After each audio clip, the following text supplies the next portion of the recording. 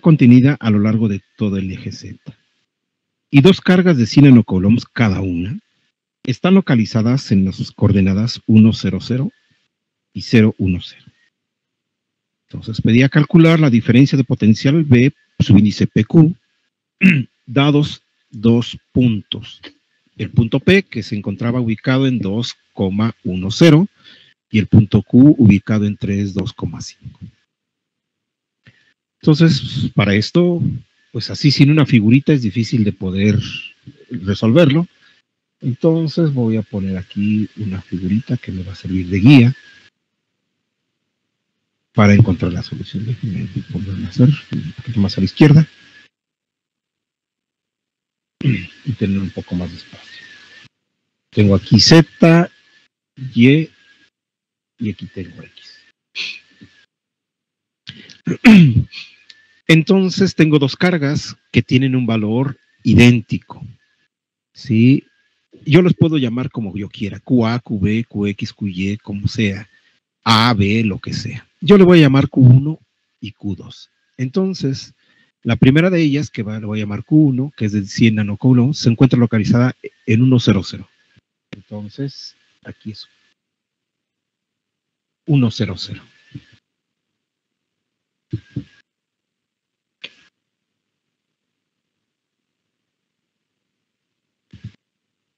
Y luego la otra, que le voy a llamar Q2, se encuentra en 0,10. Entonces, aquí se encuentra Q2. Este sería Q1 y Q2. Aquí les voy a poner esos puntitos.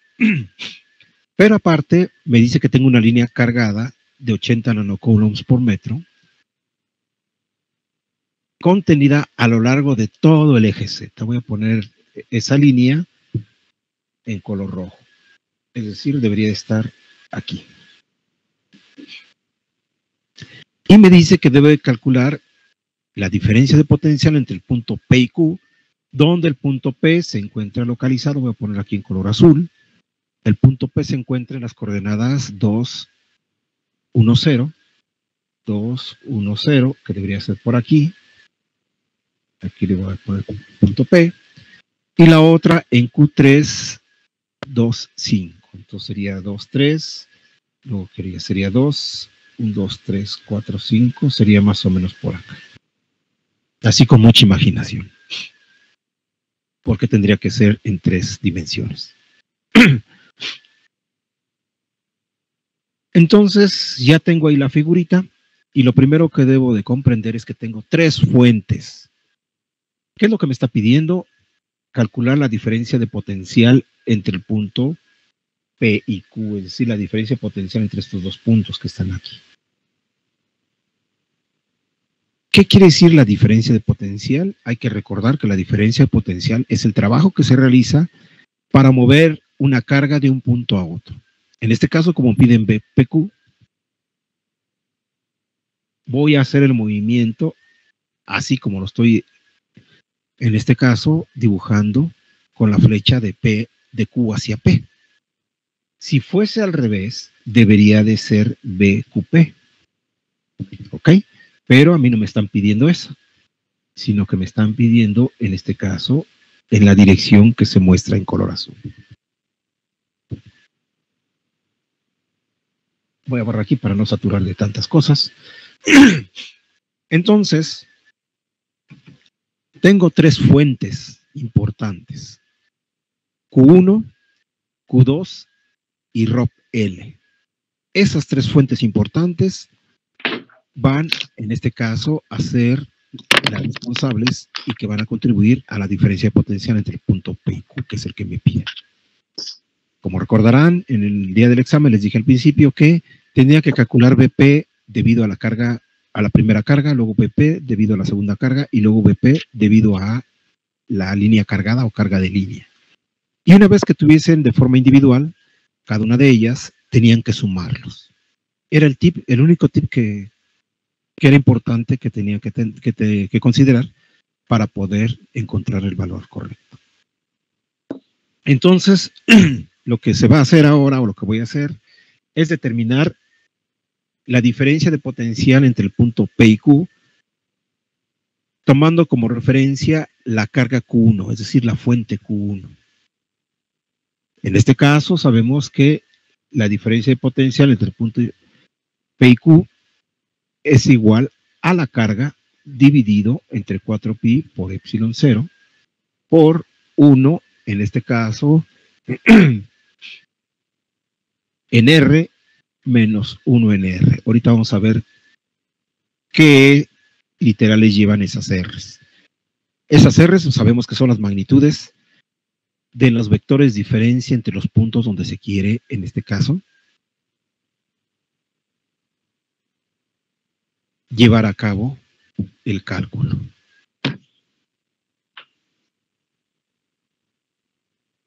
Entonces, si utilizo esa fórmula general, la ventaja es que puedo usar esta fórmula porque tanto la carga Q1 como la carga Q2 tienen el mismo valor. Si fuesen diferentes, entonces yo tendría que calcular el potencial en el punto P con el valor de la carga 1 y luego el potencial en el punto Q de la carga. Aquí es, que sería de la carga 1, y aquí sería de la carga 2 y sería entre 4pi, epsilon 0, 1 sobre R. ¿Verdad? Entonces yo tengo esas dos opciones. Tendría esa opción de calcularlo factorizándolo y utilizar la fórmula que se encuentra en el extremo superior derecho, o hacerlo en forma individual y después restarlas y me tiene que dar exactamente lo mismo. Pero pues es más fácil utilizar, dado que tengo dos fuentes y dos puntos, utilizar la fórmula que está en la parte superior.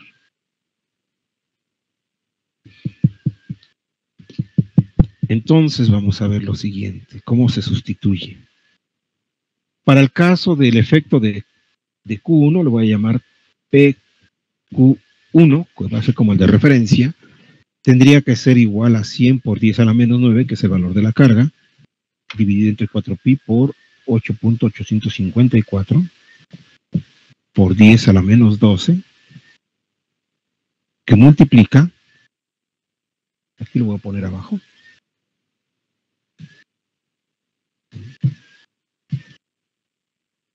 a esto que está en los paréntesis. Es la inversa de la magnitud del primer vector diferencia, que sería R. Y en este caso sería la diferencia entre P y Q1. Entonces sería 1 elevado al cuadrado más 1 elevado al cuadrado. Luego el siguiente, que sería esta componente, sería la magnitud ahora del punto, en este caso, Q menos Q1, y esto me daría 2 al cuadrado más 2 al cuadrado más 5 al cuadrado.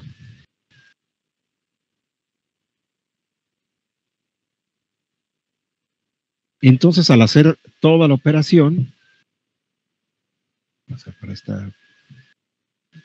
el potencial debido a la carga 1, que sería esa fuente, resulta con un valor de 479.1365 voltios.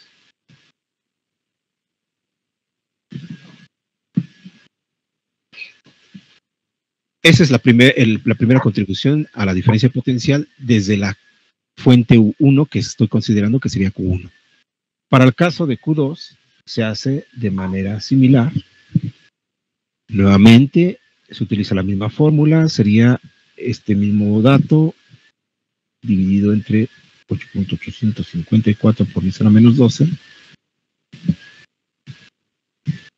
Ahora que multiplica a P menos Q2, que sería la raíz de 2 elevado al cuadrado menos la inversa de la raíz de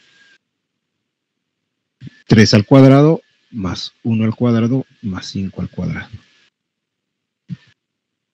Esto entonces me da un resultado de 297.4942 volts. Entonces ya tengo la contribución de Q1 y de Q2 y las tengo que sumar a la tercera contribución, que en este caso sería la debida a la línea cargada.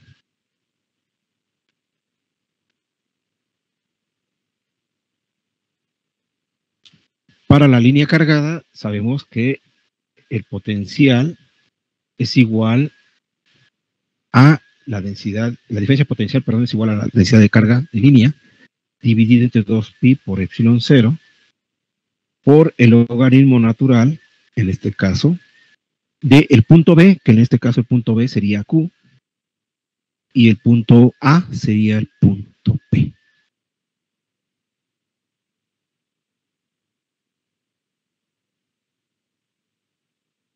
Voy a insertar otra diapositiva para que pueda seguir escribiendo. Okay. Entonces, al sustituir valores, pues me quedaría lo siguiente: 80 por 10 a la menos 9 dividido entre 2pi por D4 por 10 a la menos 12, que multiplica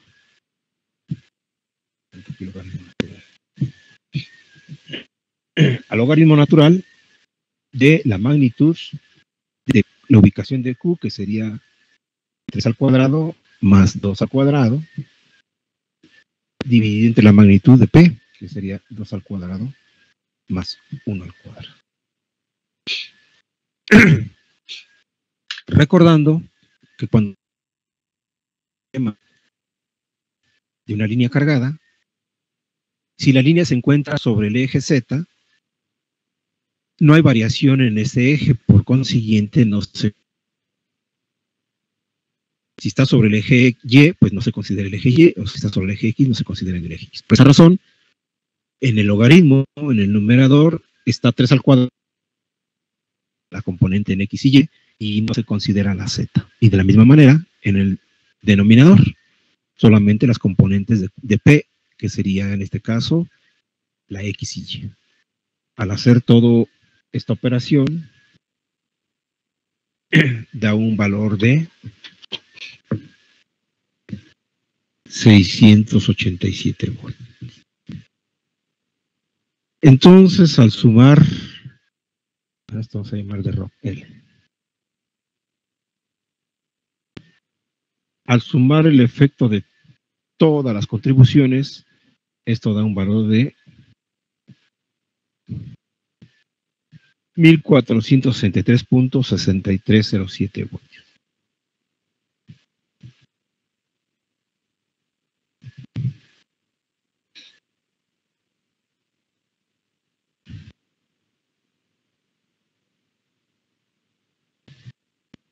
Entonces, como pueden ver, pues era bastante sencillo. Lo único que tenía uno que era aquí considerar bien es la figurita, y en función de la figurita, que es la que se muestra aquí ahora del lado izquierdo, comprender que se tienen tres fuentes. Voy a señalarlas aquí en color azul. Esta es una, esta es otra y la otra es esta. Y se tiene que determinar la contribución de esas fuentes en la diferencia de potencial, que se traduce como el trabajo que tiene que realizar en este cargo, se tiene que realizar en este caso para mover una carga de un punto a otro, y que en este caso tenía que ser del punto Q al punto P. Como se puede ver, pues creo que era bastante sencillo, y sinceramente ahorita, como lo ven, ¿cuánto tiempo creen que se hubiesen podido llevar en resolverlo?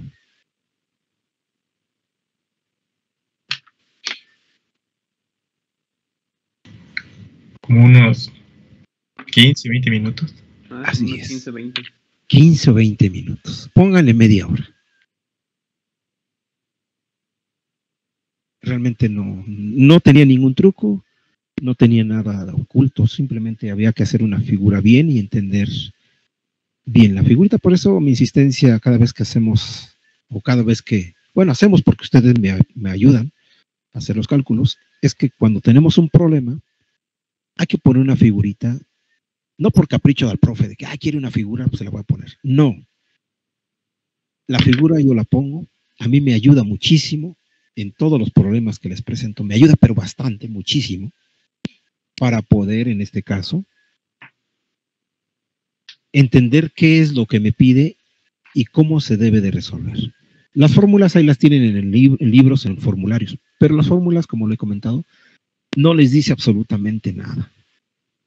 Entonces, si no hago una figurita, si yo borro la figura del lado izquierdo y nada más ocupo la fórmula de que está en el extremo superior derecho, pues ahí lo que se me ocurra le voy a poner a R, a las dos R's que está ahí. De hecho, si se fijan, no le puse ninguna etiqueta para no confundir, pero son R's diferentes. Ya en la parte de inferior le puse a quién le correspondía cada una de ellas.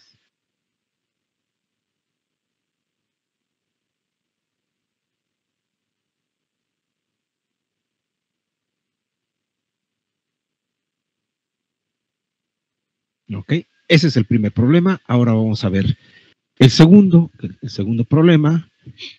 Todavía era Profe, mucho más sencillo. Sí. disculpe, antes de que pase el siguiente problema, tengo una duda. Sí, dime.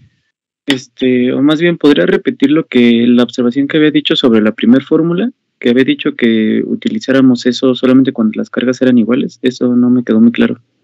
Sí, porque como lo que tenemos aquí es en este caso un valor de Q1 y de P con un valor de 100 nanocoulombs. Bueno, perdón, Q1 y Q2. En este caso, como van en lo mismo, puedes factorizarlo, ¿no? Y utilizar aquí la diferencia. Si en dado caso, en un problema que ustedes encuentren, esta Q1 que yo etiqueté así es diferente de Q2, entonces tendría que calcular primero una de estas y luego tendrían que calcular la otra que sería esta con esta. Y de los resultados que ustedes tengan, los tendrían que restar. ¿Por qué se tiene que hacer de esa manera? Porque Q vale diferente. ¿Pudieron haberlo hecho en este problema igual? Sí, pero se hubieran invertido un poquito más de tiempo en hacer doble cálculo. De hecho, hicimos un problema, por ahí lo deben de tener. La verdad es que ya no lo busqué, pero tenemos uno por ahí resuelto. Necesitaría buscarlo donde se hizo algo parecido.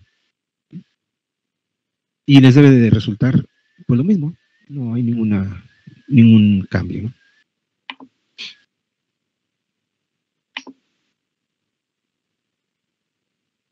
Sí, profe, gracias. Sí, de nada. Ahora vamos a ver cómo era. Déjeme insertar otra diapositiva por acá para ver cómo se resolvía el segundo problema, que todavía era mucho más fácil.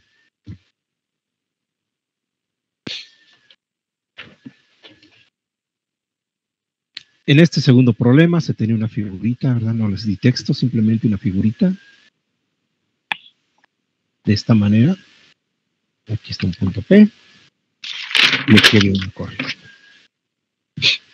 Y lo que se pedía era calcular la intensidad de campo magnético, pues obviamente en el punto P.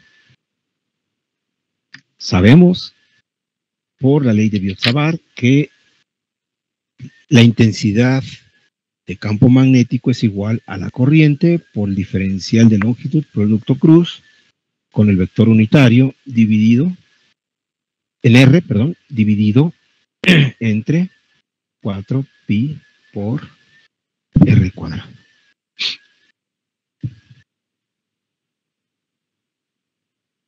Como estamos viendo el tema de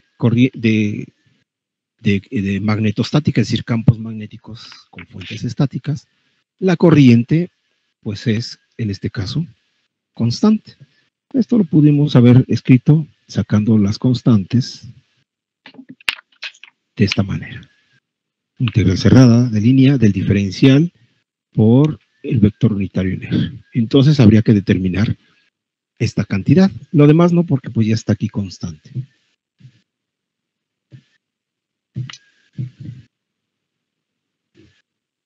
Ahora, ¿cómo determino esto que está aquí? Bueno, pues de la definición del producto cruz, sabemos que este es igual, yo voy a poner dos vectores.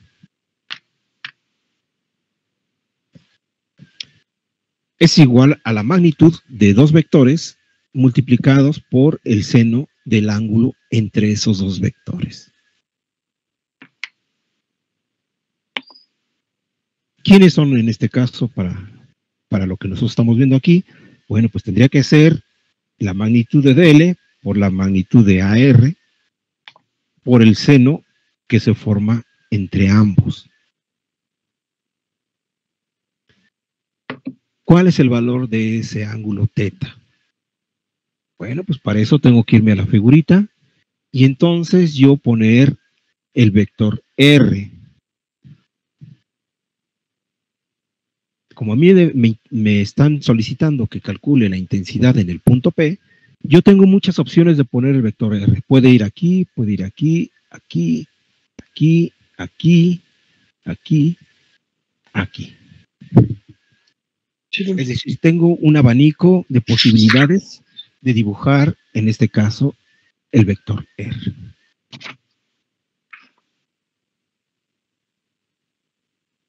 Y bueno, fíjense muy bien, aquí yo mañosamente voy a hacerlo para facilitarme la comprensión del ángulo. Lo voy a poner exactamente aquí. Digo que mañosamente porque es más fácil comprenderlo ahí que ubicarlo en otro lado. Entonces, si este es R, el vector unitario de R, su dirección tendría que ser en este sentido.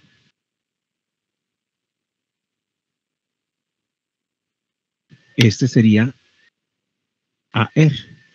Ahora me falta saber cómo es el diferencial de longitud.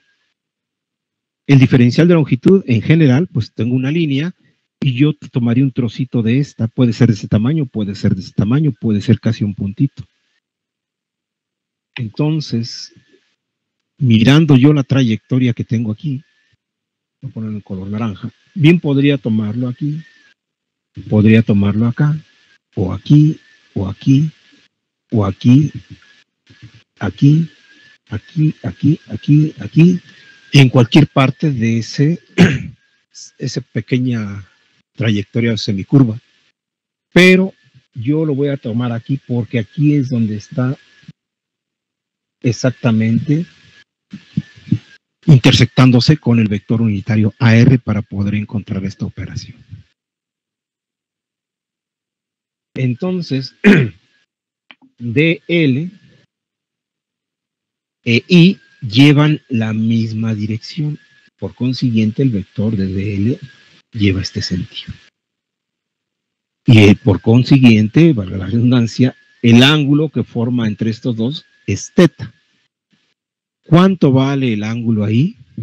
Pues está en cuadratura, vale 90 grados.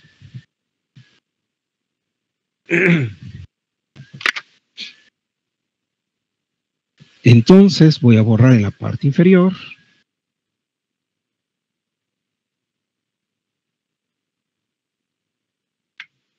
Resolviendo la integral, entonces esta me quedaría la corriente dividida entre 2pi por r cuadrada por L. ¿Cuánto vale el perímetro de esa media circunferencia?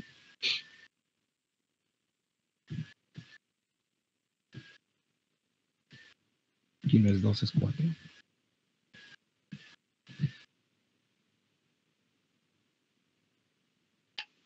¿Y por R? Pi por R. Entonces este se va con este y entonces el resultado me quedaría en amper sobre metro.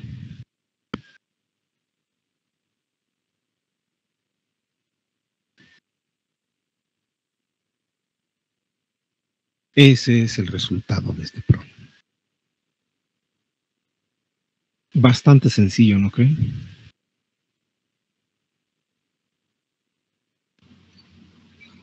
Profe, Sí.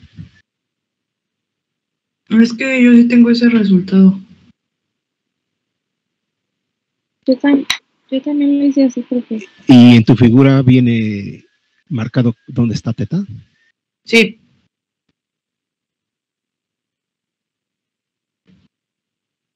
Bueno, necesitaría revisarlo, a ver por qué. ¿Cuánto te puse de calificación? 2. Seguramente hay algo ahí que no es correcto. Bueno, pues hasta ahorita sí tengo todo igual.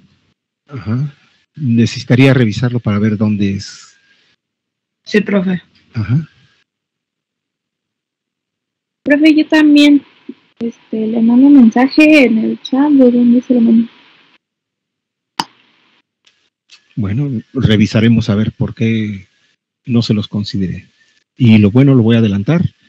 Aquellos que solamente me dejaron la figura así, sin poner DL ni poner teta, y simplemente me pusieron que teta vale 90 grados, pues se los consideré mal. ¿Por qué razón? Porque si ustedes me lo ponen así, en la figura a mí no me dice dónde está teta.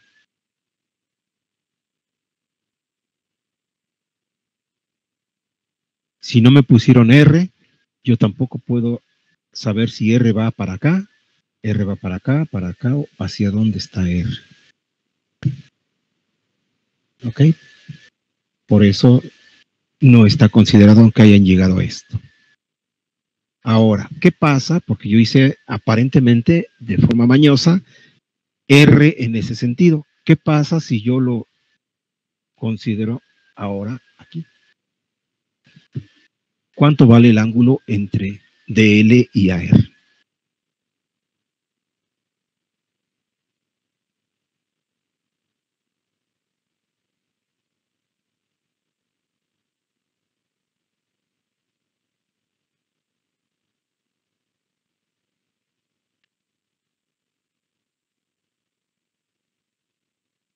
Bueno, pues como DL lleva la misma dirección que I y está apuntando hacia allá, sigue valiendo teta 90 grados. Pero esto hay que escribirlo en la figura. No se puede dejar la figura y resolverlo aplicando solamente la fórmula, teniendo la figura de esta manera. Porque si no, no es válido decir que el ángulo vale 90 grados, porque ahí no vemos ningún ángulo.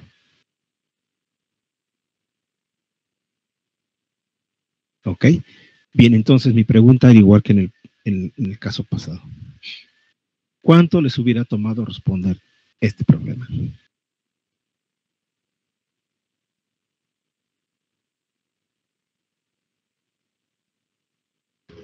Como 10 o 15 minutos, ¿no? Y tal vez es mucho, ¿no? Yo creo que 5 minutos lo hubieran resuelto. Entonces, profe, cuando resolvamos el problema, en la imagen hay que colocar todo lo que hicimos para que... Claro.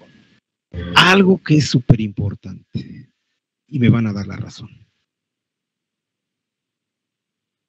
Cuando ustedes, no en mi materia, en cualquier asignatura, circuitos vamos a poner. Se me ocurren circuitos porque pues es donde hay más problemas ahorita en el sentido de las asignaturas que llevan donde les dejan resolver mallas, nodos y un montón de cosas. Nosotros como maestros tenemos que calificarles todo como de dónde lo van sacando, porque es un examen.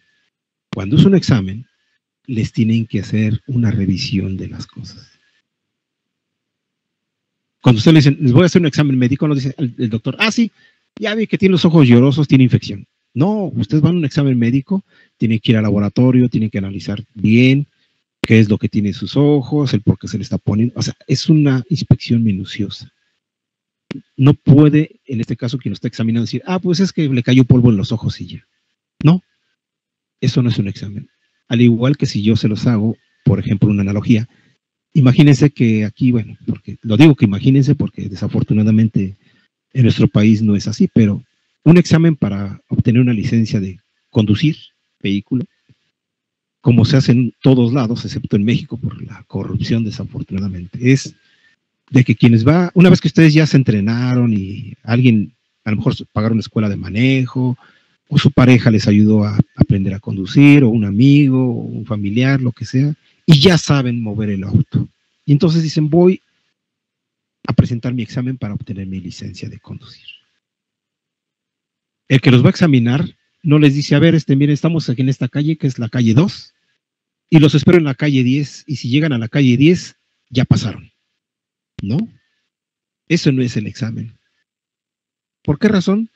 Pues porque no se sabe si el examinador está en la calle 10, si alguien condujo el auto por ustedes, si se lo llevaron empujando, si alguien más les ayuda a empujarlo, si lo llevaron con grúa. Eso no es un examen. ¿Cómo es el examen? Pues el que les va a examinar se sienta a un lado en el asiento del copiloto y empieza a ver cómo ustedes van conduciendo. Y de repente toma en cuenta si cuando empiezan a mover el vehículo les da de jaloneos, tironazos, si enfrenan brusco, si miran al tablero de sus instrumentos, si miran hacia el espejo, si saben dar vuelta, si cuando se estacionan le pegan a la banqueta o no le pegan a la banqueta o quedan muy alejados, la velocidad a la que conducen, si van muy nerviosos, si van distraídos. Eso es un examen. De igual forma, aquí tiene que ser.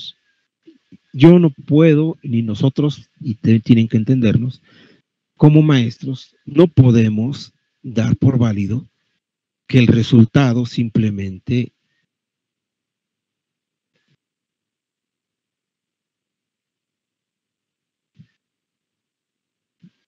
da esto. Porque uno se pregunta, ¿y cómo es que llegaron a eso? ¿De dónde salió esto? Es que esto es 1, y bueno, ¿y por qué es 1? Pues yo pongo, es que el vector unitario tiene un valor de 1, y yo sé que aquí esto, sí, es el ángulo entre estos dos vectores, y entonces aquí yo pongo los vectores para que vean. Finalmente, lo que nosotros tenemos que hacer es evaluar si realmente saben. De otra manera, al ver solamente lo que está encerrado en el círculo, pues no sabemos el origen de ello. A lo mejor lo encontraron por ahí en YouTube, o en Internet, en el libro. A lo que voy es que nosotros como maestros no nos interesa solamente el que lleguen aquí, sino cómo llegaron ahí. Porque si se fijan, cuando yo les explico los problemas, les voy diciendo procedimiento, cómo se va haciendo. Yo no llego y les digo, miren, el resultado de esto da esto, y ya. Pues no, ¿verdad? Entonces, ahora sí que yo lo comento, porque pues si alguien por ahí le puse que estaba incorrecto, es porque no se sabe el origen de dónde ustedes están considerando ciertas cosas para poder llegar a eso. Uno no puede imaginarse de dónde, ni tampoco puedo en este caso suponer que pues que lo hizo de aquí o de allá. Por esa razón, y en este caso creo que han de estar de acuerdo conmigo, que muchas veces cuando hacen exámenes y van con su profe y le dicen, es que yo estaba bien aquí, y él les dice, no, es que, pues, ¿de dónde salió? Es lógico que cuando yo veo en la pantalla eso, y ese es el resultado de lo que ustedes hicieron sus cálculos, digo, pues está mal porque no sé ni de dónde salió. O sea, ¿qué le evalúo? A mí no me interesa solamente el resultado que está encerrado ahí, sino de dónde salió. Porque pues, a final de cuentas, lo que nosotros hacemos es enseñarles metodologías, enseñarles a cómo se deben de resolver para que puedan encontrar el resultado de ello. Entonces, nunca se les olvide que en sus exámenes tienen que documentar o escribir todo lo posible. No lo dejen a suposiciones del profesor. Porque su profesor les puede decir, no, es que no sabe. Aquí no me lo puso, entonces para mí me hace suponer que no lo sabe. Y a lo mejor puede que uno esté equivocado. ¿Sí? Entonces, para que no haya ese tipo de confusiones, siempre es muy importante que pongan todas las anotaciones posibles. ¿Sí? Porque, como les digo, en la analogía de un examen de manejo, para obtener la licencia de conducir, pues así se debe de hacer. En realidad esos son los exámenes, ¿no? Bien, no sé si hay alguna pregunta. Si no, nada más comentar que, por lo que pueden ver, pues el examen en realidad no tenía ningún vicio oculto, no tenía ninguna tramposada, como a veces creo que a ustedes les ha tocado, ¿no? Que les ponen, no, es que esto y lo otro. No, aquí era transparente. para mí fue difícil elegir un examen y creo que se los comenté el día de ayer, porque son muchos temas los que estamos viendo. Y me han de dar razón que uno de los más difíciles era sacar el laplaciano o la ecuación de Poisson y a partir de ahí encontrar datos, ¿no? O sacar los gradientes. Pero no, en realidad, con el afán de poder apoyarlos, de que fuera fácil, y de hecho, créeme que yo en mis exámenes de otras asignaturas nunca pongo dos problemas. Y la verdad es que no puse 2 problemas para dar ese tiro de gracia porque parece ser que es un arma de doble filo, ¿no? Porque os sacan 0, 5 o 10, ¿no? No es ser el afán, sino más bien ponerles algo que no fuese difícil y que además lo pudiesen resolver en poco tiempo. Esa era la filosofía, por eso hace rato les había preguntado que cuánto tiempo se hubiesen tardado si hubiesen sabido bien cómo hacerlo. 40 minutos, de 1 hora a 20 minutos, en 40 minutos tenían todo completamente resuelto y bien resuelto, ¿no? Si es que lo sabían hacer. Lógico, como acaban de ver, pues en los exámenes tienen que aplicar cosas que les voy comentando, ¿no? Es decir, no se tienen que dejar al olvido. Claro, si olvidan muchos detalles, como sacar el vector unitario, esto de los ángulos, pues es lógico que pues, les queda mal. No es correcto.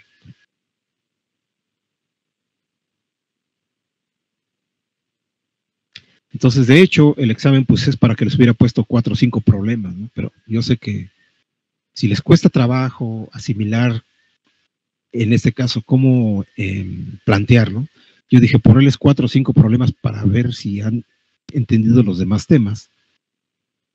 Pues prácticamente es aniquilarlos, ¿no? O sea, pero arrasarlos porque no les iba a alcanzar el tiempo. Entonces, por eso me costó mucho trabajo y, bueno, tomé la decisión de decir, bueno, pues algo así muy sencillo, casi de sustitución directa, pero tampoco les iba a poner, sí, mire, ya tiene estos valores y sustituyen, ya meten la calculadora y ya está. No. ¿Por qué? Pues porque es engañarse a uno. La realidad, como les he comentado, los problemas que encontramos en los libros de física, de electromagnetismo, de teoría electromagnética, los problemas de la vida diaria, no son así de fáciles, no es de sustitución directa, sino que hay que en este caso pues tener ciertas consideraciones, que por eso les he ido dando detalles, ¿no? Decir, miren, esto se considera así, tomen en cuenta esto, no se les olvide aquí, allá, todo ese tipo de cosas, pues porque son importantes para el momento en que se requieren resolver todo tipo de problemas. Y sobre todo es que hay que tener siempre presente algo, que ahorita, bueno, pues uno los está examinando en cómo, qué tanto han aprendido, pero ya en un problema real, pues ¿quién nos va a dar la certeza de que lo que tenemos como resultado es lo correcto? Entonces, tomen en consideración eso. Por ahí algunos volvieron a cometer el error que les había alguna vez dicho, es que pues solamente estudiarán pues prácticamente de lo que les voy dando. Lo que yo les voy dando ya es recopilación de información que he tenido de por ahí, de varias fuentes y complementos. Y como les decía, yo les puedo decir, pues tráiganse 10 libros, ¿no? Y apóyense en ellos, pero llegó a suceder lo que yo sospechaba, ¿no? Que lo primero que hacen es buscar un problema que se parezca y que esté en los libros. Y desafortunadamente aquí sucedió. En los libros tratan lo que es la ley de Biot-Savart, no con la intensidad de campo magnético, sino lo que lo tratan con la densidad de flujo magnético. Y yo me puse a pensar, bueno, ¿cómo es posible que quieren resolver un problema con un tema que todavía ni siquiera abordamos? Que apenas lo vimos el día martes, y vimos que esto es igual, la densidad de flujo magnético es igual a la permeabilidad magnética en el aire vacío por la intensidad de campo magnético. Y entonces, la ley de Biot-Savart nos dice que esto es igual a μ0 por I entre 4R para media espira. Entonces ahí se dan cuenta, dice, bueno, pues sí está la solución, pero ni siquiera saben de dónde sale. Y en los libros, pues no les dice de dónde sale. Y hay una razón por la que en los libros abordan la ley de Biot-Savart en términos de la densidad de flujo magnético. y no en vez de la intensidad de flujo magnético, ya lo expliqué, porque lo que tenemos es un área delimitada, un área cerrada por superficie, y tenemos vectores de la intensidad de campo magnético, y lo que tenemos aquí es la densidad, qué tan densos, es decir, cuántos vectores de esos hay en cierta zona. Y además, también podemos determinar el flujo magnético. Entonces, bueno, pues uno detecta ahí todas las inconsistencias e irregularidades. Y bueno, yo los invito otra vez a que pues no cometan ese error, porque es como jugársela, atinarle a ver si sale. No. Recuerden, nosotros les enseñamos, así como les acabo de poner la analogía de conducción, les enseñamos a conducir. Y no forzosamente tienen que hacerlo como uno lo hace, pero sí más o menos llevar un procedimiento lógico, ¿sí? Para poder evaluar si es que están preparados y han entendido cómo se resuelven. ¿Por qué razón? Bueno, pues porque, se los digo con toda sinceridad, nosotros como maestros tomamos como referencias libros y los problemas los vamos más o menos leyendo de diferentes fuentes. Y en los problemas pues nos dan los resultados. Por ejemplo, yo puedo encontrar este resultado, pero no me dice cómo llega a ese resultado. Entonces es una garantía de que ese resultado es correcto. No son problemas inventados y que a lo mejor quien está todavía bajo sospechas y saber si está bien o no. No, todos sus profesores de circuitos, de todo lo que ustedes tengan, toman como referencia los resultados obtenidos de los autores de los libros. Y entonces, pues es certero todo eso. Ahora el detalle es saber cómo llegar hasta esos resultados. Que es, ahora sí que nuestra función, explicárselos basándonos en todo lo que ustedes, pues ya se les ha enseñado en matemáticas, en física, química, etcétera. Todo eso. ¿Ok? Por esa razón, bueno, pues no lo tomen a mal y digan, ay, es que a mí porque me faltó ponerle teta. Pues sí, es que póngase a pensar que si la figura no trae teta, pues yo no sé dónde está teta, ¿no? Yo no sé si teta está en función del diferencial aquí, entonces teta vale 0. O sea, yo no sé dónde se encuentra. ¿Sí?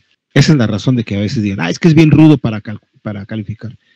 No es que sea rudo, sino más bien es que tenemos la responsabilidad de guiarlos a ustedes de la mejor manera.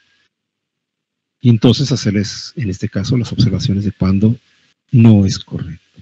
Y es que pues luego muchas veces llegan a la revisión de exámenes peleando de que les dio mágicamente ese resultado. Pues sí te dio, pero pues ¿cómo lo sacaste, no? A ver, explícame de dónde salió, es que no entiendo, ¿qué te puedo evaluar? ¿Sí? A eso es a lo que voy. ¿Ok? Pues no sé si tengan algún comentario, sino para empezar a ver otro tema. La verdad es que, bueno, yo considero, porque yo no digo que lo domino, la verdad es que soy sincero, como se los dije la vez pasada. No es que yo domine, simplemente pues estudio, ¿no? Y mi responsabilidad es estudiar y entenderlo, pues para ustedes guiarlos y decirles cómo se deberían ir resolviendo los problemas. No se vayan con la idea de que, yo soy un dios y todo lo sé. No, quítense esa idea de todos sus maestros, ¿no?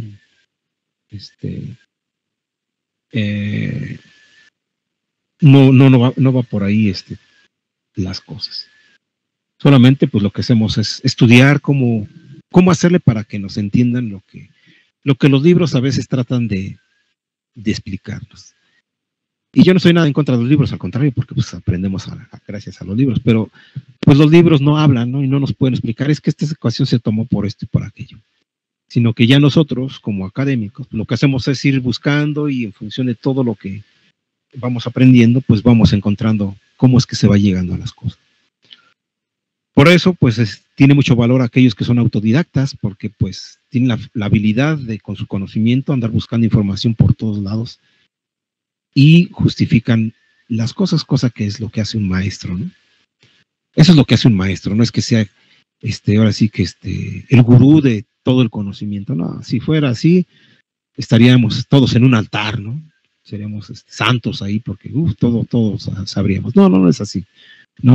Por esa razón, a veces deben ustedes de sensatamente perdonar si algún profesor le falla ahí algo, ¿no? Porque, pues es lógico, no todos lo sabemos, todos cometemos los errores, pero pues aquí finalmente lo que cuenta es que se reconozca y que se aporte, porque como les comenté el día de ayer, uno como académico, como maestro, va aprendiendo de ustedes. ¿Por qué? Pues porque ustedes tienen el conocimiento todavía mucho más fresco.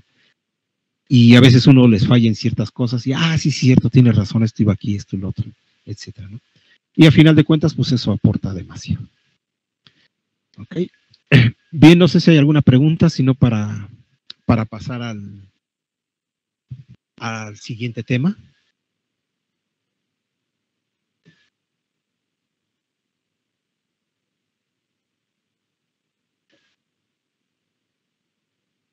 No, profe.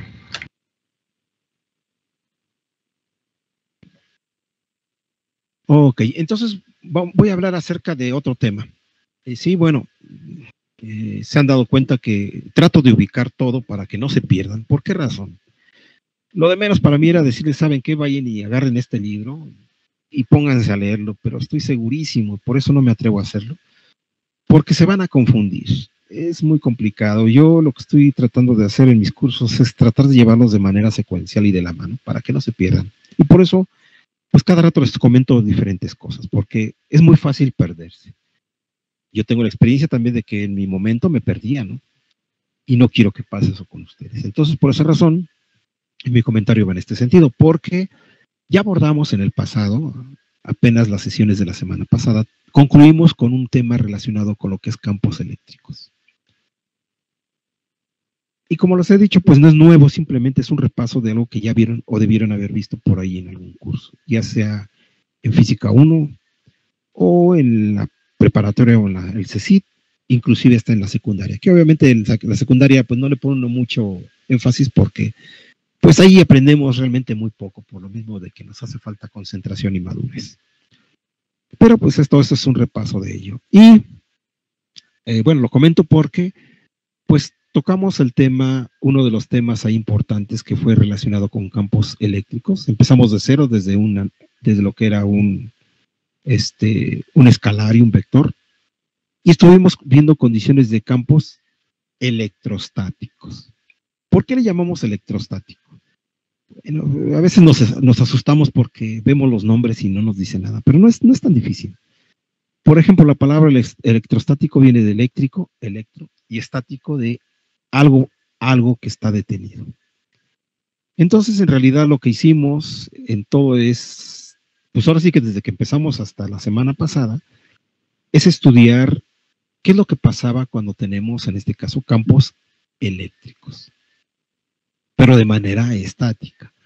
¿Por qué lo hacemos de manera estática y le llamamos electrostática? Pues porque si analizamos campos que están moviéndose, es decir, que están cambiando de valor con el tiempo, es más complicado. Y vamos a abordar ese tema, sí lo vamos a abordar, yo le calculo que ya la siguiente semana, martes o miércoles, por ahí vamos a empezar. Que son campos variantes con el tiempo. Pero bueno, a lo que voy es porque espero que haya quedado claro, y si no, de todos modos, ahorita lo voy a comentar así con palabras. Sabemos que en la naturaleza lo que tenemos son cargas. A partir de la ley de Coulomb, tenemos cargas. Cargas que en su momento le llamamos cargas ligadas. Y en la naturaleza, como les he comentado, todo está formado por cargas. Cargas que se encuentran ligadas. ¿A qué nos referimos con cargas ligadas? Por ejemplo, ahorita lo que ustedes tengan ahí enfrente de sus ojos, tal vez el teléfono, tal vez la carcasa de su laptop, o la computadora, una hoja de papel, o lo que ustedes alcancen a ver ahí, la pared. Todo está formado por cargas que están ligadas y que están, al decir que están ligadas, es decir que están unidas. ¿Cómo podemos separar esas cargas? Particularmente yéndonos a lo que es el área eléctrica, que es nuestro interés, es aplicando una fuerza. Una fuerza externa que hace que esas cargas se separen. ¿Y alguien recuerda cómo se llama ese fenómeno cuando separamos un par de cargas? Cuando éstas se separan y se mueven. Si yo aplico una fuerza externa y entonces la carga positiva se aleja de la carga negativa.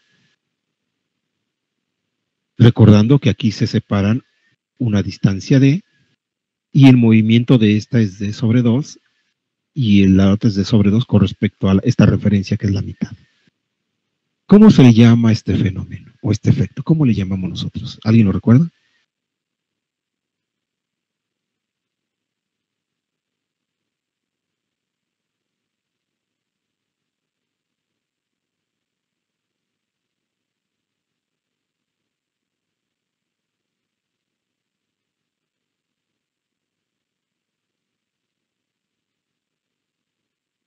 ¿No era el momento dipolar? Correcto, se le llama momento dipolar.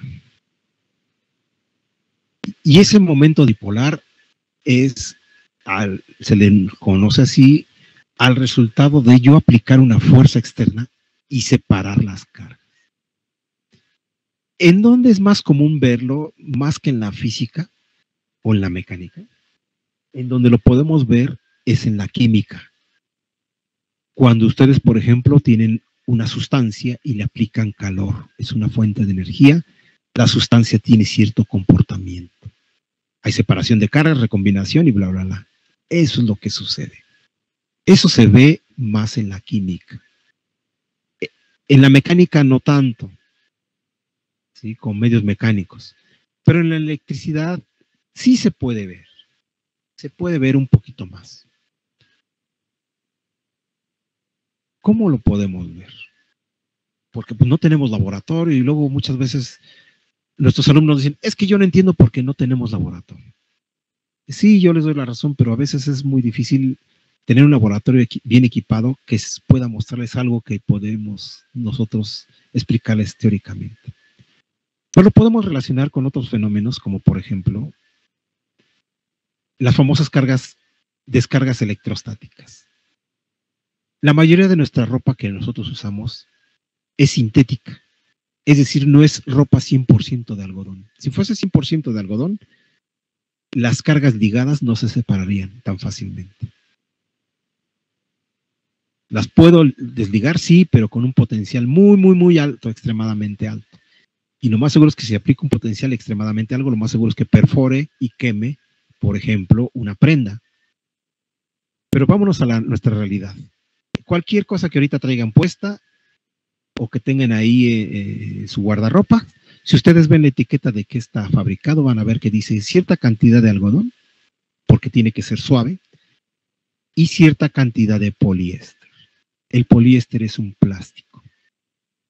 Y se sabe que la mayoría de los plásticos, a excepción de algunos muy particulares como son los que están en las computadoras, en las pantallas de televisión, tienen una característica que son antiestáticas, tienen por ahí una manipulación química para que no se vuelvan estáticas, pero en general cualquier plástico, y en este caso que estoy hablando de la ropa, que es el poliéster, fácilmente puede desligarse de las cargas y tener cargas libres. ¿Y cuándo vemos que sucede eso? Por ejemplo, en épocas de calor, donde hay una humedad relativa muy baja, y hace mucha calor, es muy seco, y por ejemplo en la noche que ya van a meterse a dormir en su cama, y la luz está apagada y vemos cómo salen chispitas, ¿verdad? O se escuchan tronidos. Eso es una manifestación de que existía una carga de superficie libre y esa carga no podía permanecer permanentemente en ese estado, sino que tenía que ligarse con otra. Y lo hace cuando se descarga y vemos esa chispita y hasta vemos cómo sale luz, que es una forma de emisión de energía. Porque la energía no se crea ni se destruye, ¿verdad? Y eso también nos sucede, por ejemplo, cuando nos subimos a un coche y nos bajamos, y es esa época, y de repente, al girar las piernas para salirnos del vehículo, nos cargamos y tocamos una parte metálica del vehículo y sentimos el toque, ¿verdad? Y se siente medio feillo. O cuando estamos en cierta zona, lugar, y es cálido y no tiene humedad, y nos quitamos el suéter, por ejemplo, ahorita que hace frío, o llevamos una prenda y nos quitamos y le damos la mano a alguien, ni siquiera lo tocamos cuando de repente sentimos el golpe de la descarga y hasta se oye como truena, ¿verdad? Eso es porque esa carga que estaba libre, ¿y quién fue en este caso la fuerza que hizo ese momento dipolar? Pues la fricción mecánica que hubo entre esos materiales dieléctricos. Ese es el fenómeno de dipolar, del momento dipolar eléctrico. Y entonces, pues, no hay que aferrarnos a que tenemos que ir a un laboratorio de científicos y eso no es necesario. La naturaleza nos puede dar ejemplos, ¿sí? Que de manera visual podemos comprender. Entonces, ya recordamos lo que es eso del momento dipolar y efectivamente existe. Pero ahora vamos a abordar un tema que se llama el momento dipolar magnético. Recordando cuando vimos el caso del momento dipolar, dijimos, y lo acabo de volver a comentar, es que se necesitaba una fuerza externa. Pero el caso del campo magnético, ¿cómo es? Aquí se presenta un fenómeno bastante interesante y que ustedes también tal vez han experimentado eso. Para el caso del campo eléctrico utilizamos cargas positivas y cargas negativas. Pero para el caso del campo magnético solamente utilizamos la nomenclatura del norte y sur. Es decir, no le ponemos, es el positivo y es el negativo de un imán. Eso no es cierto, sino decimos que es un norte y un sur. ¿Y qué pasa cuando yo tengo dos imanes idénticos y de repente los pongo en esa forma? ¿Qué sucede si se encuentra la parte que corresponde a la zona del sur con la del norte? ¿Qué pasa con esos imanes?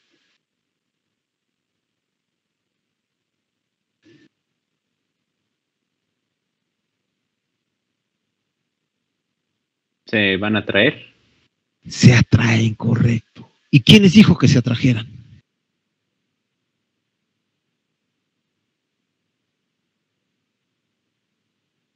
Nadie, ¿verdad? Solitos. Solitos, uno se fue hacia el otro. No tuvimos que aplicar ninguna fuerza externa, como el caso de las cargas que acabo de explicar eléctricas, ¿verdad? Que necesitamos. Eso, que de hecho aquí voy a hacer un comentario nuevamente. Ustedes que están estudiando, en circuitos utilizan voltajes y corrientes. Y ustedes saben que para que en un diseño electrónico, en una tarjeta donde tienen diferentes componentes electrónicos, le aplican un potencial. Es decir, están aplicando energía externa para mover cargas. Recuerden que la corriente es el flujo de cargas. Si ustedes no aplican ese potencial a su diseño, a su circuito, pues no va a funcionar. Entonces, forzosamente requieren de lo que es una fuente de energía que están, en este caso, suministrando con la pila o la batería o la fuente de poder. Pero fíjense qué maravilloso en el caso de los imanes. Porque en los imanes, ustedes no están aplicando absolutamente nada. Solitos se atraen uno con el otro. Los ponen más o menos cerca en el sentido de que sus campos se alcancen, en este caso, voy a utilizar la palabra tocar, o que estén próximos uno al otro, y es más que suficiente para que los dos se atraigan y se junten. Bien, pero ahora, ¿qué pasa si los imanes ahora están colocados de esta manera? ¿Qué sucede? Se repelen. Se repelen. Se repelen, es decir, se rechazan, ¿sí? Se empujan uno al otro. Y creo que tal vez alguna vez ustedes han jugado en decir, pero pues ¿por qué no los puedo juntar? Apostamos a que junto el sur con el sur o el norte con el norte. Y ahí se la pasan peleando, ¿sí o no? Queriendo, en este caso, juntarlos y entonces haciendo un trabajo en contra de las fuerzas magnéticas que contiene cada imán. Y no sé si les ha tocado, porque esto depende mucho de qué tan intenso es el campo magnético que puede crear un imán, pero no sé si han notado que tiene una especie de campo magnético con esta forma. Si tienen imanes que sean, en este caso tengan una magnetización muy fuerte, van a ver que tiene una descripción de movimiento similar a como si tuviesen una punta de esas como la goma de un lápiz. Maravilloso. Porque no necesita una fuerza externa, ya la tiene ahí.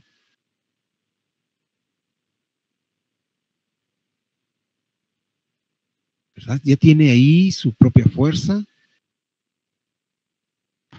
Y no es como el caso del campo eléctrico.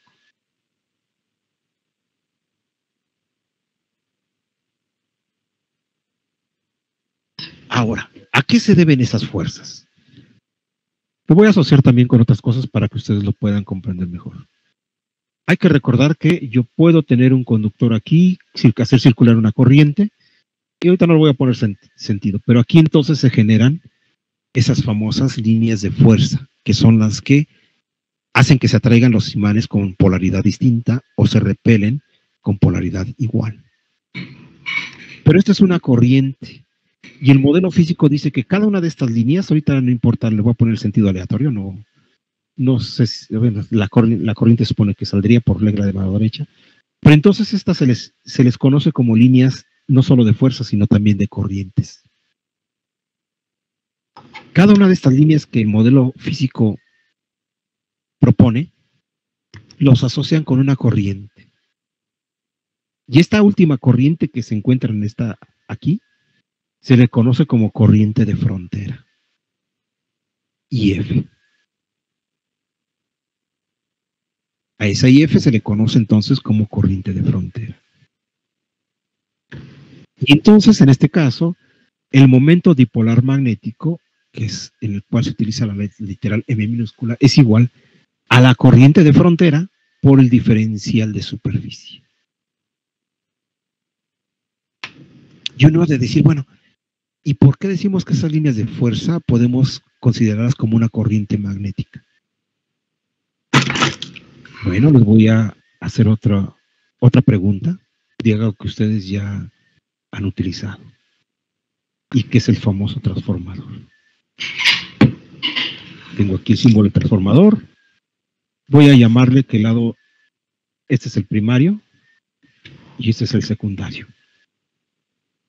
En el transformador, si yo aplico una diferencia de potencial, forzosamente tengo que aplicar una diferencia de potencial porque es la fuente de energía para que yo pueda tener una carga. Así queda claro, ¿verdad?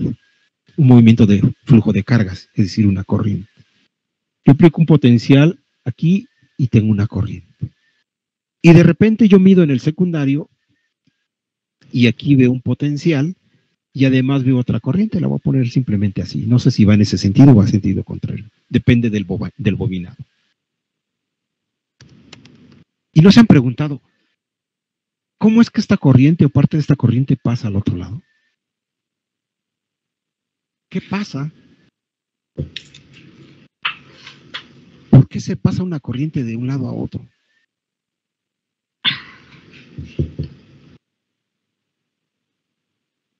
Ah, pues porque precisamente aquí hay corrientes magnéticas que se generan a través de las líneas que estamos aquí y las líneas se inducen de este lado y generan esa corriente. Y esa corriente magnética, particularmente la que se encuentra en frontera, es la que estamos considerando en este punto. Ok. ¿Sí quedó entendido o tienen alguna pregunta?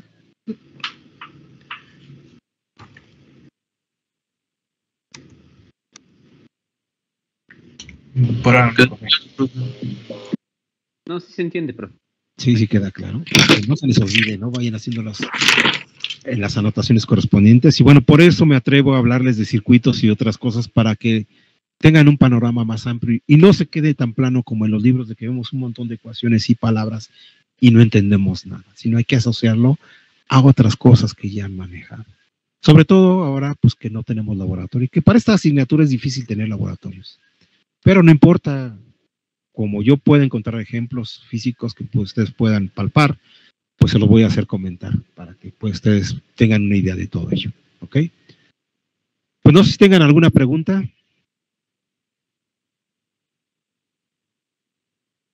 Profe, entonces, bueno, respecto a los laboratorios, entonces a mí un profesor me dijo que a lo mejor y con él ya íbamos a tener. ¿Con usted no sería posible? ¿Cómo está la situación ahorita, ya que tocas eso? Ya salió un comunicado de la escuela. Pues el que me mandó en un grupo, pues dice que sí, pero que va a ser escalonado y que nada más va a ser puro laboratorio y que un profe sí lo quiera aplicar, pero pues no sé. Sí, bueno, les comento cuál fue la determinación que hasta ahora se tiene del Consejo Académico de la Escuela en función de los lineamientos que dio el director general del instituto, que cada quien tenía que tomar una decisión en función de las necesidades de la propia escuela. Por el comunicado que nos hicieron llegar, el siguiente semestre, este semestre se va a terminar como estamos, todos. Para el siguiente semestre van a autorizarse que vayan a los laboratorios, pero solamente alumnos que estén inscritos en asignaturas de quinto semestre a noveno. Todos aquellos que lleven asignaturas de primero a cuarto semestre va a ser a distancia. Pareciera ser muy extraño, no sé si todos ustedes ya están vacunados, pero pues uno ve que ya está en semáforo verde y ya pueden ver que hasta tal vez en las calles mucha gente ya no usa cubrebocas, pero según los modelos matemáticos de la OMS, o la Organización Mundial de la Salud, siguen los contagios. ¿Cuál es la diferencia de los contagios de ahora con los del 2020? Pues como ya se supone que estamos vacunados, no significa que ya estamos como Superman, ¿verdad? Que no nos hace daño nada. No, eso es equivocado. El estar vacunados simplemente nos protege de que no caigamos en una situación de crítica, de que podamos poner en riesgo nuestra vida. Yo ya estoy vacunado con las 2 dosis, y si me llego a contagiar, pues me va a dar tal vez una gripa muy fuerte, de esas que me tire en la cama y que no me puedo parar, y como ustedes alguna vez tal vez lo han experimentado. Pero se espera de que no caiga a nivel hospital como en el 2020, en que se necesitaba ayuda de oxigenación suplementaria, que estaba en proceso de muerte y algunos desafortunadamente perdieron la vida. Es decir, la vacuna no nos exime de que ya no nos vamos a enfermar, eso es equivocado, no se confíen. Todos podemos contagiarnos, ¿sí? Y qué tan crítico puede ser el contagio va a depender de nuestro organismo, nuestro estado de salud. Con la vacuna se está dando un margen de que los que lleguen a hospitalizarse sean menos, pero eso no implica que ya nadie va a ir a dar al hospital. Entonces a veces la gente lo confunde pensando que estás vacunado, quítate el cubrebocas y ya es tu vida normal, ¿no? No. Por esa razón en la escuela ha sido muy enfática en que no quiere decir, ¿saben qué? Ya el lunes nos vamos todos a abrir las puertas y nos vamos a los salones a clases. No, porque no sabemos qué puede pasar. No queremos poner en riesgo. Imagínense si ustedes, no, espero no sea así, no suceda, se abren las puertas y se contagian. Y no caen en el hospital, pero caen en cama. ¿Cuántas clases van a perder porque ya no van a ser en línea? Ya no van a poder asistir a la escuela. Sería bastante complicado, ¿verdad? Entonces todo eso lo está previendo las autoridades. Y hasta donde yo sé, a menos de que cambie el comunicado de aquí a 2 meses, que sería cuando termine el semestre, en que digan que nos regresamos en forma presencial. Pero hasta donde está emitido el comunicado, solo los que van a cursar de quinto semestre asignaturas hasta noveno van a ir, pero única y exclusivamente, según dice el oficio, a laboratorios. Y van a tener prohibido estar en las canchas deportivas, andar entre los pasillos, andar entre los edificios. No puede haber esa libertad. De hecho, nosotros, si yo fuese a dar laboratorio, tengo que registrar solamente la mitad del grupo. Y también, si voy a asistir, no debo de estar recibiendo personas en mi cubículo ni en mi laboratorio, a excepción de las que yo tenga registradas en el horario en que esté registrado. Y una vez, por ejemplo, si vamos a poner que les doy yo ahorita al laboratorio de 11:30 a 1, a la 1 de la tarde tienen que desalojar y yo también tengo que desalojar. Entonces, es así como está el plan, para que más o menos tomen previsiones para el siguiente semestre. Hasta ahorita es lo que hay ahí, no se ha dado nada nuevo a conocer, por lo que les lleguen a comentar a sus demás profesores. Así es que pues consideren que tal vez ustedes, bueno, pues ahorita están en tercero, van a cuarto, todavía no tendrán laboratorios, a menos de que estén cursando o vayan a cursar una materia de quinto, que yo espero que no sea así, porque necesitan los conocimientos de cuarto. semestre. ¿Sí? Y entonces, si todavía tienen problemas con sus conexiones, sus computadoras, vayan tomando precauciones porque el siguiente semestre otra vez van a tener que hacerlo a través de estos medios. ¿Sale?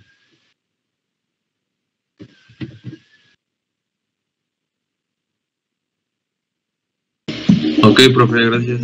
De nada, bueno, pues hasta aquí le dejamos por hoy, hasta faltan unos minutos para que se termine la sesión y ustedes tienen que tener otras clases. Entonces, el lunes no es laborable, es día de descanso, entonces continuamos el próximo martes. Que tengan muy buen día, cuídense y bonito fin de semana. Por fin, profesor. Gracias, igualmente. Gracias. Gracias, igualmente, profe. Pues,